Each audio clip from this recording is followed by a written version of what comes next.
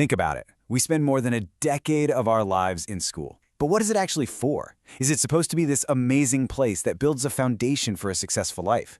Or is it more like a factory designed to crank out a certain kind of person? And that's the huge debate we're diving into today. So let's just get personal for a second. Think back. All those years, all those classes, did school really prepare you for the actual challenges of being an adult? Honestly, that one question, it's pretty much what this whole conversation is about. Okay, so to really get into this, we've got to start with the words we're using. The entire debate really boils down to this one crucial difference. Are schools teaching discipline, or are they demanding obedience? I know they sound kind of the same, but trust me, they are worlds apart. So, right off the bat, let's get a clear definition on the table. To obey simply means to comply with the command. It's not a negotiation, it's a top-down instruction. That's one side of the coin. And this is where the debate gets really interesting. One side is asking, is what we call discipline really just blind obedience? Is it just about raw authority instead of genuine guidance?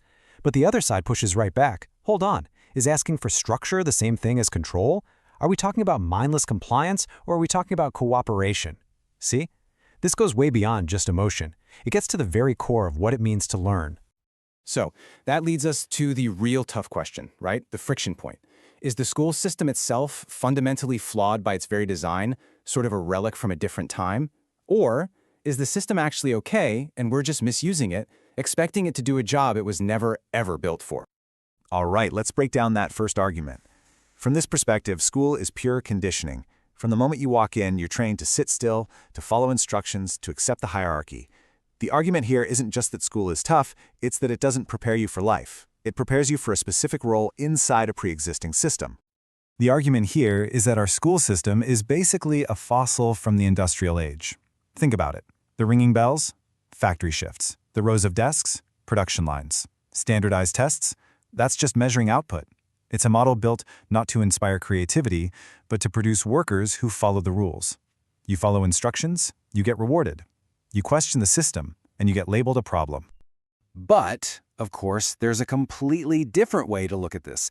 This view says, no, school isn't about obedience at all. It's about building the essential fundamental blocks you need for all future learning. It's giving you the tools so you can go out and build your own life. From this point of view, what some people call obedience is actually essential life training. You know, skills like time management, working in a team, being accountable, you need those for any job. Math teaches you how to solve problems. English teaches you how to communicate clearly. The point isn't to teach you absolutely everything, it's to build your capacity to learn anything. Okay, so that's the theory. But what happens when the rubber meets the road? Let's talk about the real-life gap. That giant gaping hole between what we learn in the classroom and what we actually need to survive and thrive as adults.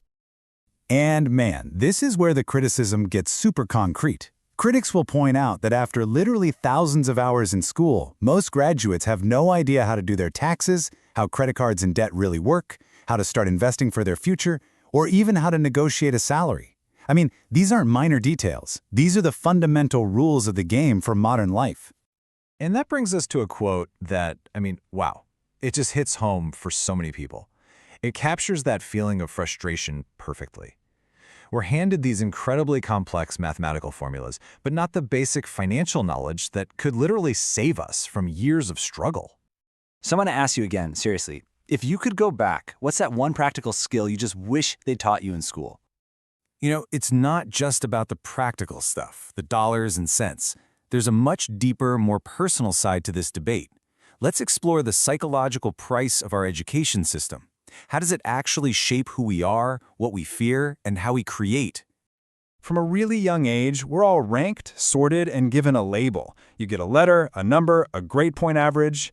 Does that really make you love learning? Or does it just create this constant culture of comparison and stress? You start to believe that that grade isn't just a grade, it's who you are.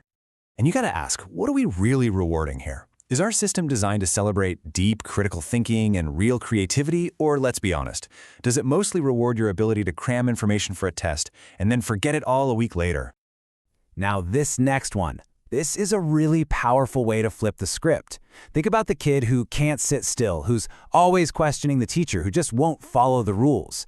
Is that kid a problem that needs to be fixed, Or is that a potential innovator, a future leader who's just suffocating in a system that wasn't built for them? And this, of course, leads to that classic back and forth. One side asks, okay, if school is just an obedience factory, how do you explain all the successful, rebellious innovators who come out of it? And the reply comes back instantly. They succeed despite the system, not because of it. They're the ones who fought back. It's a perfect catch-22. Okay, so after all that, where do we land? We're going to look at two final closing arguments, one from each side of this debate. Look, there's no easy answer here, but it's all going to lead to one very, very important question for you to think about. All right, closing argument number one is a full-throated call for reform. It says that the real world rewards adaptability and creative risk-taking, but school is still all about conditioning us for conformity.